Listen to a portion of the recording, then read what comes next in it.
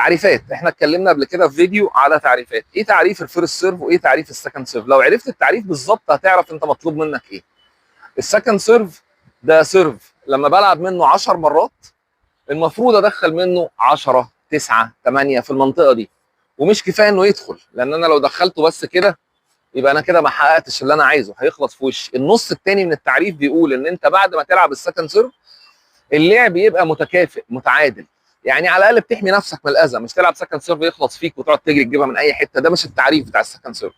يبقى السكند سيرف بيدخل 8 9 من 10، ولما تلعبه يبقى اللعب متعادل على قد ما تقدر بتحمي نفسك من الاذيه.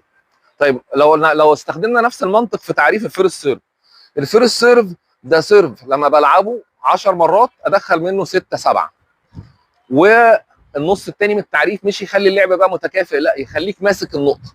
يعني لما تلعب فيرست سيرف تيجي لك اللي بعديها سهله، ترجع منه بصعوبه، ما يرجعهاش اصلا. يبقى الفيرست سيرف بيدخل 7 8 من 7 6 من 10، ولما يدخل يخليك ماسك النقطه، بيسموها ديكتيتنج بلاي. يبقى الفيرست سيرف لو بيدخل اقل من 6 ما يبقاش ده تعريف صح. والسكند سيرف لو ما بيخليكش ماسك متعادل في النقطه، متكافئ في النقطه، بادي بدايه متكافئه، احنا الاثنين على نفس الخط مع بعض، ما فيش حد زانق الثاني، يبقى مش ده السكند سيرف، يبقى ده مش صح. دول التعريفات، وان شاء الله نعمل فيديوهات ثانيه برضه نكمل فيها التعريفات.